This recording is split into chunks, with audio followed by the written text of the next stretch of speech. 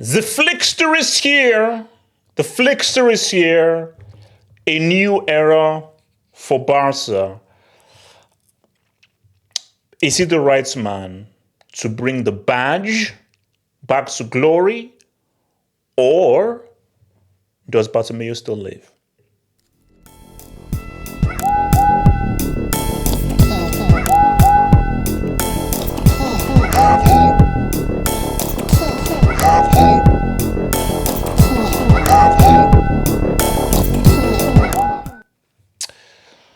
Well, the Flickster is here. The Flickster is here. It's official.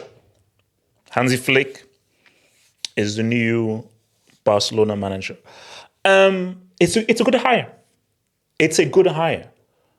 But let's just talk. Like this is just like a little discussion. Like we want to have like a good open discussion about everything, because with all this stuff, unlike what you see on the internet, like everything is nuanced. And this hiring is nuanced. It isn't just, oh, Flick is better than Xavi, Barca will cook, oh, Barca are back, hey, let's go. Visca, Barca, Mesca, un club. Okay, chill, chill, let's just relax. Because everything comes with context. I know context is annoying because we all want to be Siths and deal in absolutes, but this is a nuanced conversation.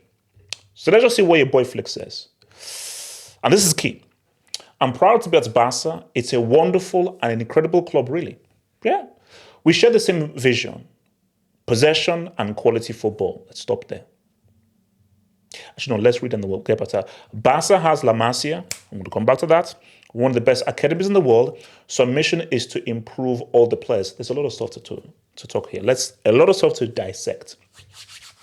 So let's look at that second line there. We share the same vision, possession and quality football. So my video about company, possession. So possession is a very big thing here.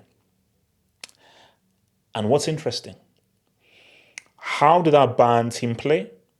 It was really high press, on the front foot, very aggressive, very physical.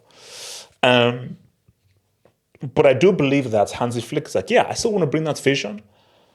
But because he was doing a whole Cardi B, Vanessa Blue, Lisa Ann, Francesca, Jimenez, twerking for this job, I think he understands what Barca is about, understands the history of this club, and understands that this is still the temple that the great Johan Cruyff built. And the style of play is very important for this for this batch. I was doing freaking Timofena. It's very important for this batch here. So that is interesting. Possession and quality football. As in, he understands that, oh no, that Barca have a style of play that needs to be maintained. And obviously, at the hallmark of that is the protection of the ball, possession. Again, the house that has Cruyff built, that Pep Guardiola expanded upon. Another key point there is La Masia. And we'll get to that and to a specific player. But that's interesting in him saying that, oh, more than just getting wins, trophies, trying to now wrestle La Liga off of Real Madrid, bring us back into UCL prominency, is that academy and building up the players. And I think a big thing of Barca's success in the past few seasons was how good the academy is. Yamal, Fermin Lopez, Kubarsi, all these quality guys who have come from the academy and managed to all say what's up. They've all been able to say what's up. And yes, La Masia, not La Copa, La Masia is one of the best, is arguably the best academy in the world and has produced some fantastic players. So it's interesting that he has earmarked the academy as a place to be like, oh no, we need to improve upon that. And we need to really take those players to the next level. And yes, I'm going to continue Jawi's work of really ushering in those young guys into the first team and making sure they are ready to say what's up. So, Flick is an interesting hire. It's interesting. But we cannot ignore the Laporta aspect here. Because Xavi has been speaking along. And we'll get to Xavi afterwards.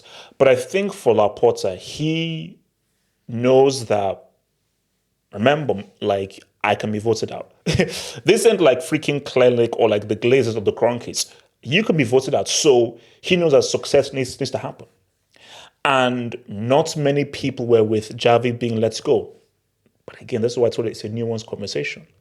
Because I don't know what the split is. I don't know what the division is, but I don't think there's a consensus that amongst Barca fans as to whether they wanted to keep Xavi or they wanted to improve upon Xavi. Because you speak to one Barca fan, Xavi was done dirty, give him time. Speak to another Barca fan, okay, yeah, it was a bit bad what they did to Xavi. Flick is a better manager.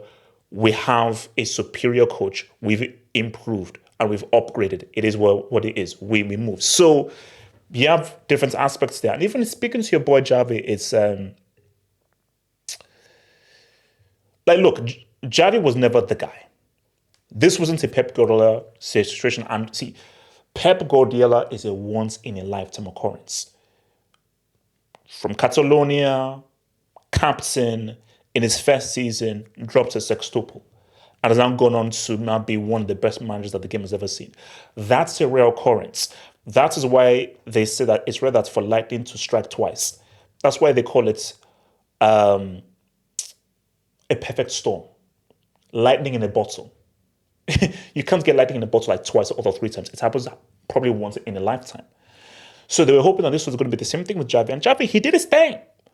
But you can obviously see that Xavi, based on his experience, based on his talent level, and based on the resources he had, it isn't what it was. And I will say this, and I'll keep saying this again and again. It would have been interesting if Xavi walked into a team that had a younger Messi, that had a emerging Iniesta, that had someone like him of his skill level, that had an Etso, that had a Puyol, that had an Henry. It would have been interesting. Because let's not get it twisted. Pep is the better manager. We know this.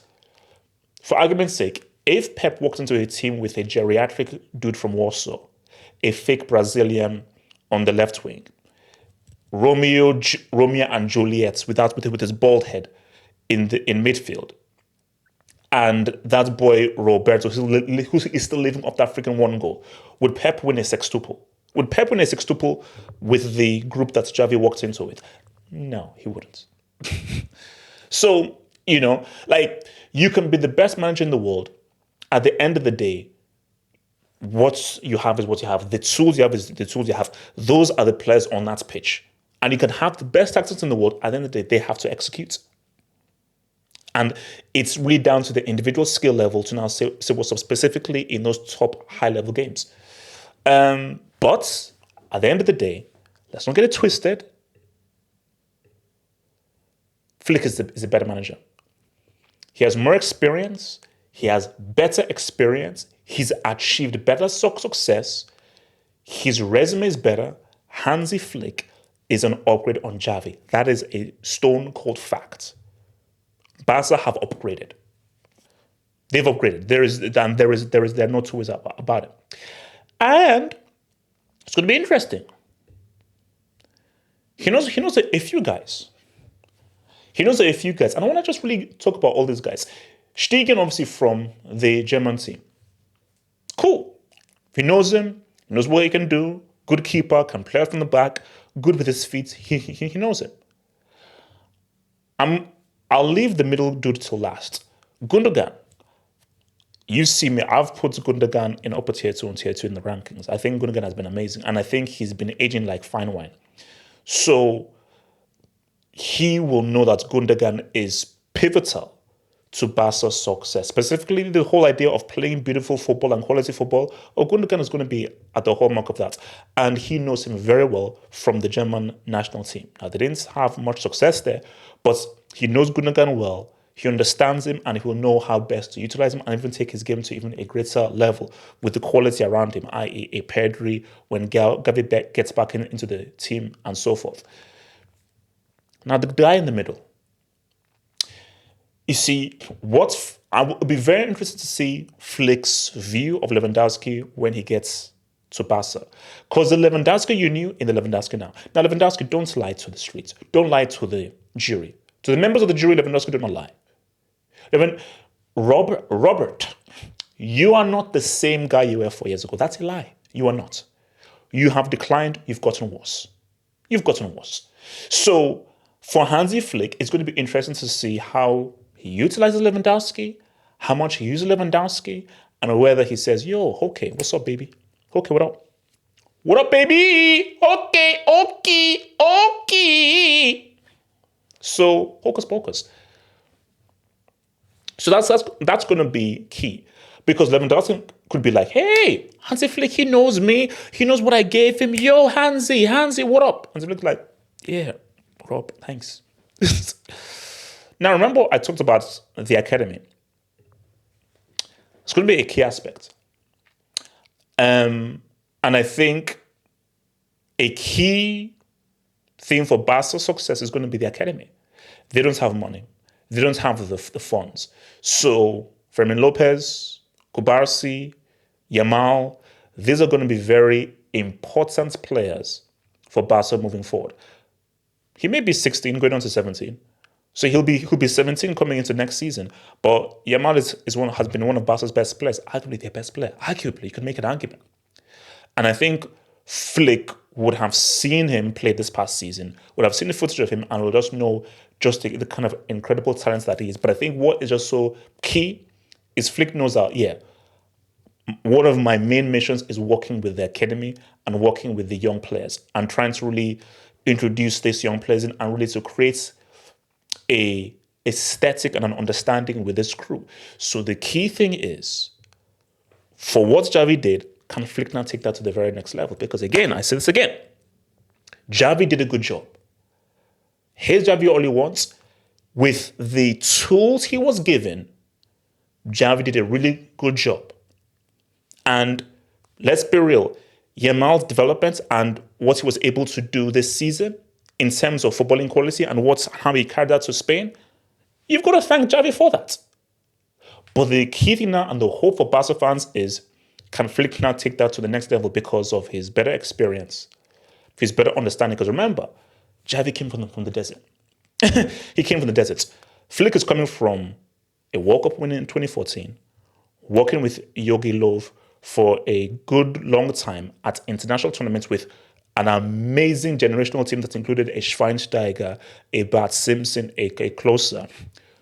Again, they didn't work out at Germany, but of course, we all know what happened with that freaking treble and that amazing treble-winning team with the Bayern Munich.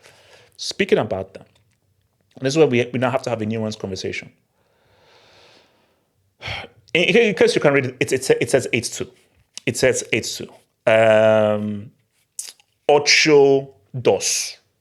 Or rather, dos ocho. Yeah, ocho dos. Ocho dos. That's what it says. This was a different situation. This is why you've got to be careful here. The players that Flick had during 8-2, he doesn't have those players here. This is a drastically, and I stress, this is a drastically different team, drastically different crew to the one he had at Bayern. You had a peak Lewandowski.